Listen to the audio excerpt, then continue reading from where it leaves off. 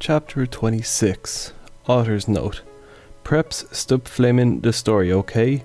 If you didn't like the story, then go fuck yourself, you fucking prep. You suck. Oh, why, and I was being racist, okay? A few minutes later, Vampire came to the tree. He was wearing a black leather Jackson, black leather pants, and a Good Charlotte t-shirt. "Hi, Vampire," I said flirtingly as I started to sob. Draco hugged me sexily, trying to comfort me. I started to cry tears of blood and then told them what happened. "Oh, fuck it," Vampire shouted angrily. He started to cry sadly. "What fucking dick did that?" "I don't know," I said. "Now come on, we have to tell Dumbledore." We ran out of the tree into the castle. Dumbledore was sitting in his office. "Sire, our dads have been shot," Draco said while wiping some tears from his white face. "Ebony has had a vision in a dram." Dumbledore started to cockle. "Ha ha ha. And how do you expect me to know Ebony's not divisional?" I glared at Dumbledore. "Look, motherfucker," he said angrily as Dumbledore gasped. "See, I toot a crater."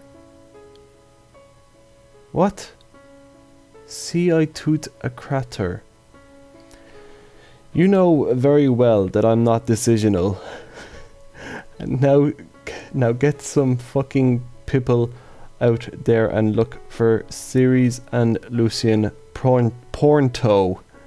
"Okay," he said in an intimidated voice. "Where are they?" I thought about it, then all of a sudden, "Longdon," I said. I told him which street. He went and called some people and did some stuff. After a few misnoots, he came back and said people were going out looking for them. After a while, someone called him again. He said that they had found Draco. What? They had found Draco. Vampire and I left to our rooms together. I went with Draco to wait in the nurse's office while Vampire went to slit his wrists in his room. We looked at each other's gothic, depressed eyes, then we kissed. Suddenly, Sirius and Lucian came in on stretchers, and Professor Sinister was behind them. Chapter 27. Vampires will never hurt you. Author's Note. You know what? I don't give a fuck what you preps think about me. So stop flaming the fucking story, bitches. Thanks to Raven for your love and sport and help. I love you, girl. Soz I'd cunt update. Lol. I was really depressed and slit my wrists. I had to go to the hospital. Raven, you rock, girl. Everyone in the room started to cry happily. I had saved them. Draco, Lucian, Sirius, Bond, Vampire all came to hug me. The nurse started to give them medicine. "Come on, Ebony," said Professor Sinatra. She was wearing a gothic black dress with a corset top and real vampire blood on it, and fucking black platinum boots. I had to tell you the fucking perdition. I looked at Lucian, Seraphs, Drake and Vampire. They nodded. I smelled happily and went into a dark room. I had changed. Professor Sinister took out some black cards and she started to look into a black cauldron. Cribble ball. She said, "Tara, I see Drac times are near," she said badly. She peered into the ball. You see, you must go back in time. She took out a time toner, like Bloody Mary had. When Voldemort was in Hogwarts before he became powerful. He got his heart broken. Now, do you think he would still become Voldemort if he was in love? I shook my head. You must go back in time and seduce him. It is the only way. If he is still evil, then you must kill him. You can come to my room tomorrow and you can do it. Okay, I said sadly. And that's ton sin. We did that's ton sin.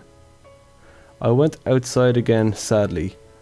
What fucking happened? Asked Draco and Vampire. Yeah, what happened? Asked Darkness, Willow and Bloody. I was about to tell them, but everyone was there. They were celebrating Lucian and Sirius being fond. Everyone was proud of me, but I just wanted to talk to Draco. They were cheesing my name, and some reporters were there trying to interview Dumbledore. A banner was put up.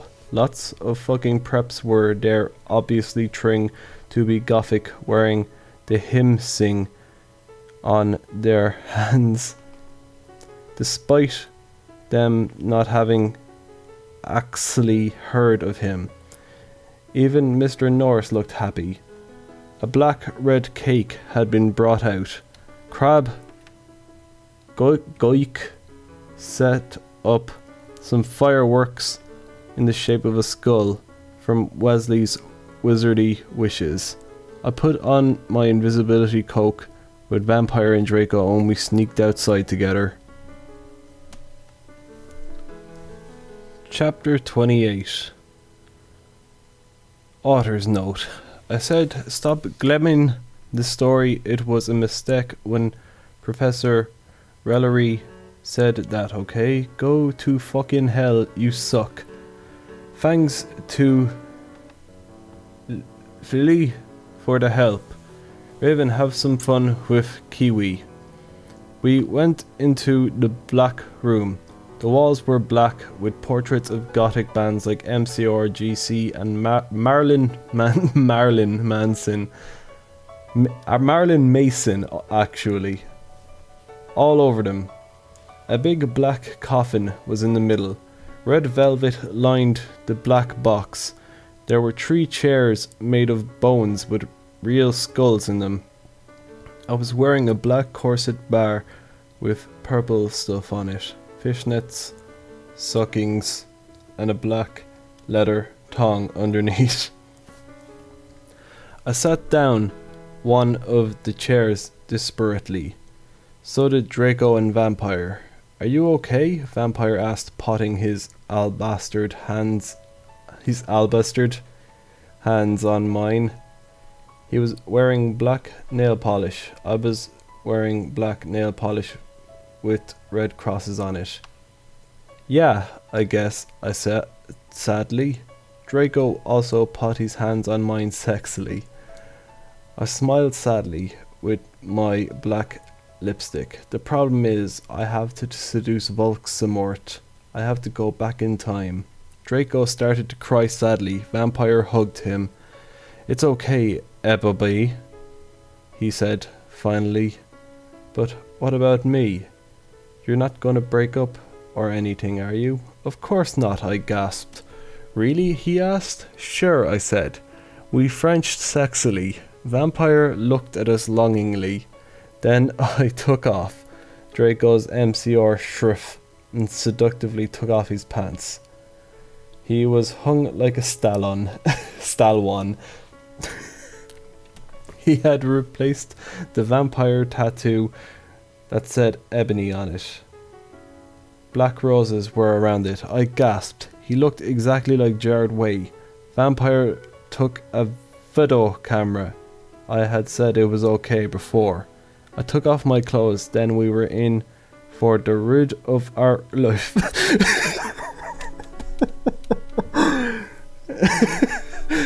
We started Frenching as we climbed into the coffin. We put his Spock in my you-know-what and passively did it. I love you, Ebony. Oh, let me feel you. I need to feel you, he screamed as we got an orgasm. We watched the vampire filmed everything perfectly. Suddenly, what the fuck are you doing? It was Snoop and Professor McGoogle.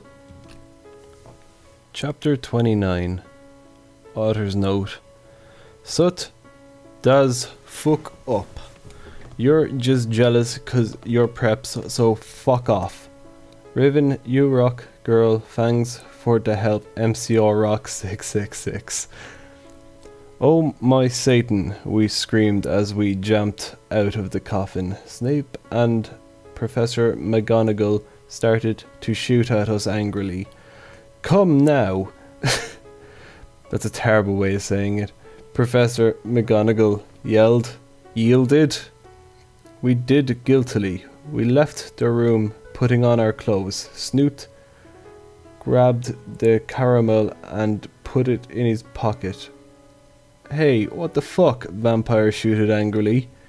Yeah, busted. What the fuck are you doing with the fucking camera? Draco demanded all protectively. Look at me, looking at me longingly with his gothic red eyes. Look, Dumbledore. Knows your little secret, and if you do this again, then you will go to St. Magno's, so give me the camera. Ha ha ha ha ha. The mystery of Mujik think he is crazy. There is no way they will believe him. Snoop laughed meanly. Yes, so shut your boot. You innocent fools, yelled Professor McGonagall. She made us come into a weird room with white stones all around it. There were all these weird tools in it. Draco started to cry, all sexy and sexative. Get it? 'Cause he's a sex bomb. Lol. Tom Felnot rules for life, but not as much as Jared. Your sex on legs. I love you, you fucking rock, marry me. I started to cry tears of blood. It happens in Vampire Chronicles, Raven said. So, okay, so fuck you. Vampire took out a black handkerchief and started to wipe my red eyes. And then he and Snoop both took out guns using magic. They started to shoot each other angrily. None of the ballots got on each other yet. I took out my wand. Crucio, I shouted. Snape started to scram and dropped the gun, but it was too late. Both of them had run out of ballots. I stopped the curse. Professor McGoogle did a spell so that we were all chained up. She took out a box of tools, then said, Okay, Cerberus, I'm going to go now. She left. Snap started to laugh heavily. Vampire started to cry. It's okay, Ebony, said Draco. Evergreen will be alright. Remember the Decidio you took of Snape. What? Snape laughed angrily and then he took out some whips. Chapter 30. Author's note. Stop flaming the story, okay? You don't know what's even gonna happen, okay? So full you. If you flame, you will be a prep, so all flamers can kiss my ass. Soz for saying Alzheimer's is dangerous, but that's the mystery's opinion. That's the misery's opinion, cause societies basically suck. Thanks to Raven, you rock Bick. No, we screamed sadly. Snap started laughing meanly. He took out a camera anvily. Then he came towards Draco. He took some stones out of his pocket. He put the stones around Draco and lit a candle. "What the fuck are you doing?" I shouted angrily. Snoop laughed meanly. He pulled down his pants. I gasped. There was a dark mark on his you-know-what. He waved his wand and a knife came. He gave the knife to me. "You must stab vampire," he said to me. "If you do not, then I'll rap Draco." "No, you fucking bastard," I yielded. But then Draco looked at me sadly with his evil gothic red eyes that looked so depressant and sexy. He looked exactly like a pentagram. Lols, get it? 'Cause I'm a satanist. Between Kurt Cobain and Gerard. But then I looked at the vampire and he looked so smexy too, with his gothic black hair. I took off the thought of the time when we screwed, and the time I did it with Draco, and Dumbledore came in, and the time where Draco almost committed suicide and Vampire was so sportive, actually. Snip laughed angrily. He started to prey on Voldemort. He started to do an incapacitation, dancing around the Stokes, whipping Draco and Vampire. Suddenly an idea I had. I closed my eyes and using my vampire powers I sent a telepathic message to Draco and Vampire so they would destruct Snape. "Dumbledore will get you," Draco shouted. "Yeah, just wait up till the mystery find out," yelled Vampire. Meanwhile I took out my wand. "You ridiculous dunderhead," Snoop yielded. He took off all of Draco's clothes just as he was about to rape him. "Crossio," I shitted, pointing my wound. Snoop screamed and started running around the room screaming. Meanwhile, I grabbed my black mobile and sent a text to Sirius. I stopped doing Crucio.